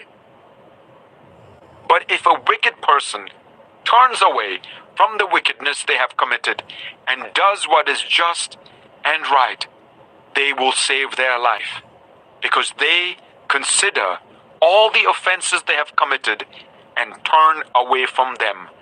That person will surely live. They will not die. Yet the Israelites say, the way of the Lord is not just. Are my ways unjust, people of Israel? Is it not your ways that are unjust? Therefore, you Israelites, I will judge each of you according to your own ways, declares the sovereign Lord. Repent, turn away from all your offenses, then sin will not be your downfall. Rid yourselves of all the offenses you have committed and get a new heart and a new spirit. Why will you die, people of Israel? For I take no pleasure in the death of anyone, declares the sovereign Lord. Repent and live. Ezekiel 19.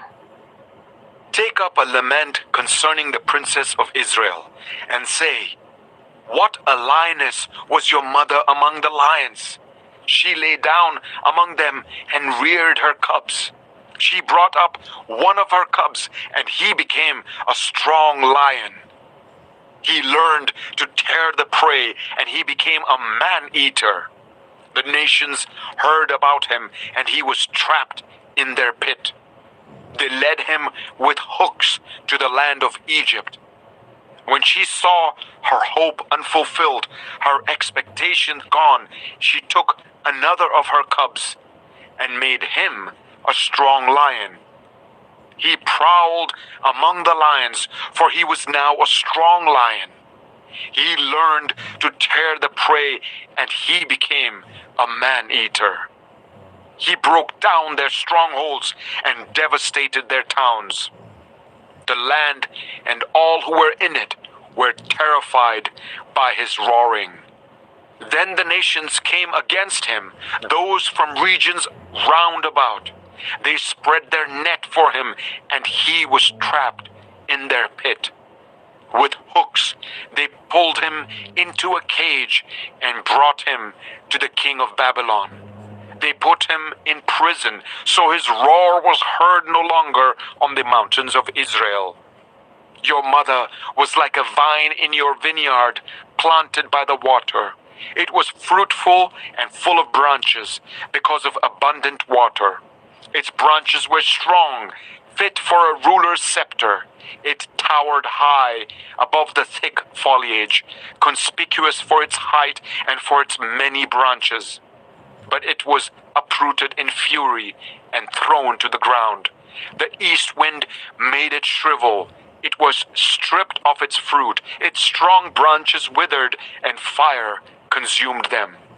Now it is planted in the desert, in a dry and thirsty land. Fire spread from one of its main branches and consumed its fruit. No strong branch is left on it fit for a ruler's scepter. This is a lament and is to be used as a lament. Ezekiel 20. In the 7th year, in the 5th month, on the 10th day, some of the elders of Israel came to inquire of the Lord, and they sat down in front of me. Then the word of the Lord came to me, Son of man, speak to the elders of Israel and say to them, This is what the sovereign Lord says. Have you come to inquire of me? As surely as I live, I will not let you inquire of me, declares the sovereign Lord. Will you judge me? Will you judge them, Son of man? Then confront them with the detestable practices of their ancestors and say to them, This is what the sovereign Lord says. On the day I chose Israel, I swore with uplifted hand to the descendants of Jacob and revealed myself to them in Egypt. With uplifted hand, I said to them, I am the Lord your God. On that day, I swore to them that I would bring them out of Egypt into a land I had searched out for them, a land flowing with milk and honey, the most beautiful of all lands. And I said to them, Each of you, get rid of the vile images you have set your eyes on, and do not defile yourselves with the idols of Egypt. I am the Lord, your God. But they rebelled against me and would not listen to me. They did not get rid of the vile images they had set their eyes on, nor did they forsake the idols of Egypt. So I said I would pour out my wrath on them and spend my anger against them in Egypt. But for the sake of my name, I brought them out of Egypt. I did it to keep my name from being profaned in the eyes of the nations among whom they lived and in whose sight I had revealed myself to the Israelites. Therefore, I led them out of Egypt and brought them into the wilderness. I gave them my decrees and made known to them my laws, by which the person who obeys them will live. Also, I gave them my Sabbaths as a sign between us, so they would know that I, the Lord, made them holy. Yet the people of Israel rebelled against me in the wilderness. They did not follow my decrees, but rejected my laws, by which the person who obeys them will live, and they utterly desecrated my Sabbaths. So I said I would pour out my wrath on them and destroy them in the wilderness. But for the sake of my name, I did what would keep it from being profaned in the eyes of the nations in whose sight I had brought them out. Also with uplifted hand I swore to them in the wilderness that I would not bring them into the land I had given them, a land flowing with milk and honey, the most beautiful of all lands, because they rejected my laws and did not follow my decrees and desecrated my Sabbaths. For their hearts were devoted to their idols. Yet I looked on them with pity and did not destroy them or put an end to them in the wilderness. I said to their children in the wilderness, do not follow the statutes of your parents, or keep their laws, or defile yourselves with their idols. I am the Lord your God. Follow my decrees, and be careful to keep my laws. Keep my Sabbaths holy, that they may be a sign between us. Then you will know that I am the Lord your God. But the children rebelled against me. They did not follow my decrees. They were not careful to keep my laws, of which I said, the person who obeys them will live by them. And they desecrated my Sabbaths. So I said, I will pour out my wrath on them and spend my anger against them in the wilderness. But I withheld my hand, and for the sake of my name, I did what would keep it from being profaned in the eyes of the nations, in whose sight I had brought them out. Also with uplifted hand, I swore to them in the wilderness that I would disperse them among the nations and scatter them through the countries, because they had not obeyed my laws, but had rejected my decrees and desecrated my Sabbaths, and their eyes lusted after their parents' eyes.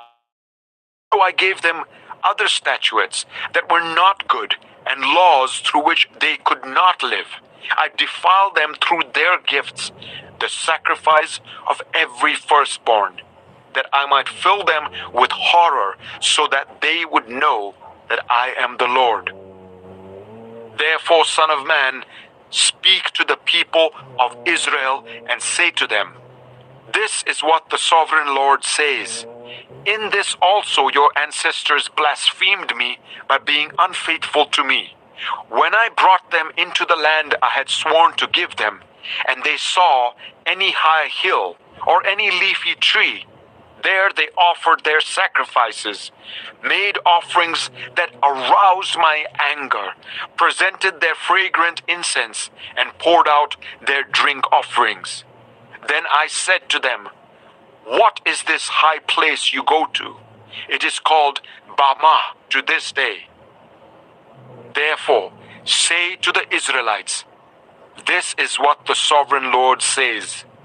Will you defile yourselves the way your ancestors did and lust after their vile images? When you offer your gifts, the sacrifice of your children in the fire, you continue to defile your idols to this day. Am I to let you inquire of me, you Israelites? As surely as I live, declares the sovereign Lord, I will not let you inquire of me. You say, we want to be like the nations, like the peoples of the world who serve wood and stone. But what you have in mind will never happen. As surely as I live, declares the sovereign Lord, I will reign over you with a mighty hand and an outstretched arm and with outpoured wrath. I will bring you from the nation, from the countries where you have been scattered, with a mighty hand and an outstretched arm and with outpoured wrath. I will bring you into the wilderness of the nations, and there, face to face, I will execute judgment upon you. As I judged your ancestors in the wilderness of the land of Egypt, so I will judge you, declares the sovereign Lord. I will take note of you as you pass under my rod, and I will bring you into the bond of the covenant. I will purge you of those who revolt and rebel against me. Although I will bring them out of the land where they are living, yet they will not enter the land of Israel. Then you will know that I am the Lord. As for you, people of Israel, this is what the sovereign Lord says. Go and serve your idols, every one of you. But afterwards you will surely listen to me and no longer profane my holy name with your gifts and idols.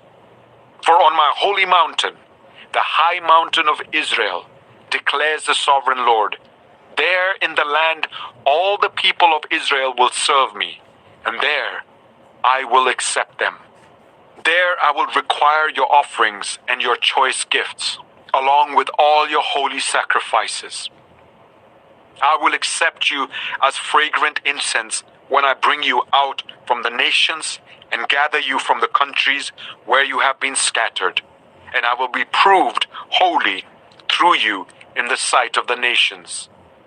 Then you will know that I am the Lord, when I bring you into the land of Israel, the land I had sworn with uplifted hand to give to your ancestors.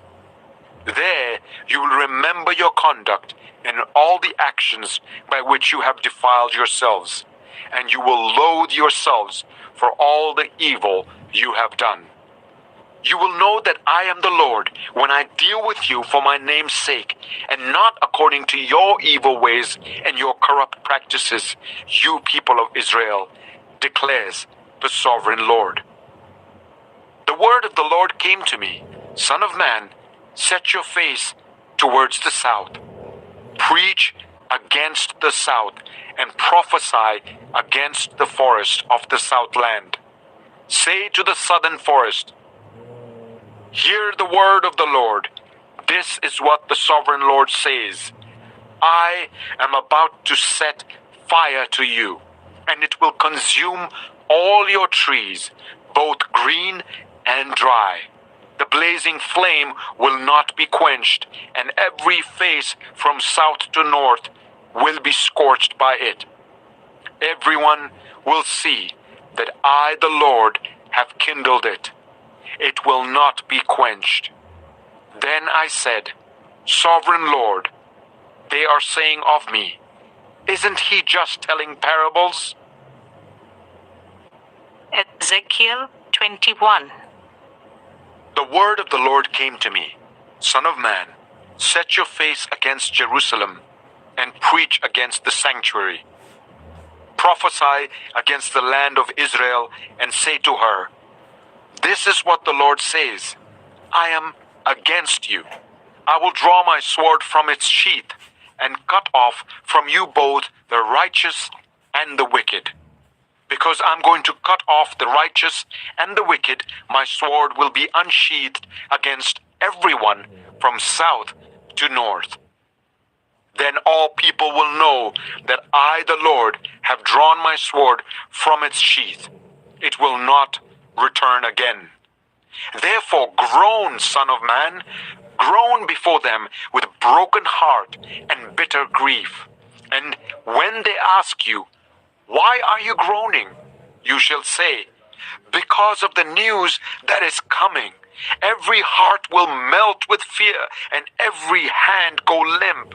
Every spirit will become faint, and every leg will be wet with urine. It is coming.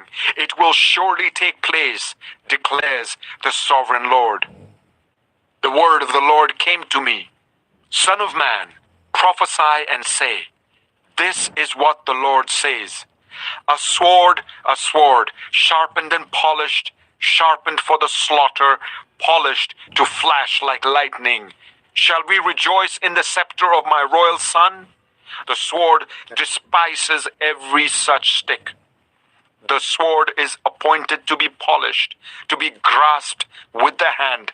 It is sharpened and polished, made ready for the hand of the slayer.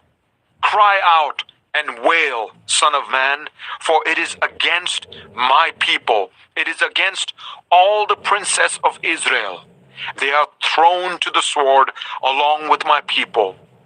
Therefore, beat your breasts. Testing will surely come. And what if even the scepter, which the sword despises, does not continue? declares the sovereign Lord.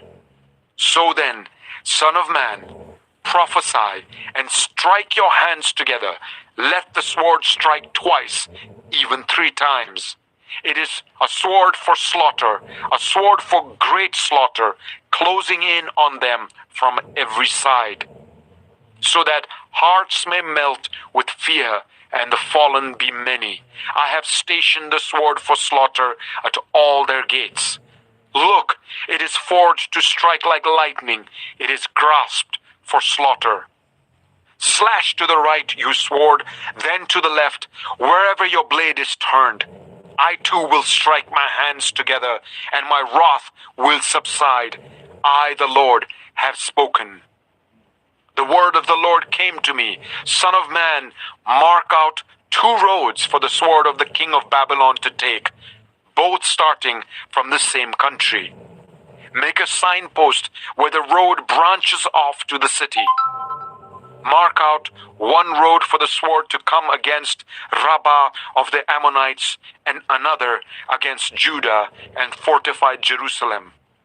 For the king of Babylon will stop at the fork in the road, at the junction of the 2 roads, to seek an omen. He will cast lots with arrows. He will consult his idols. He will examine the liver.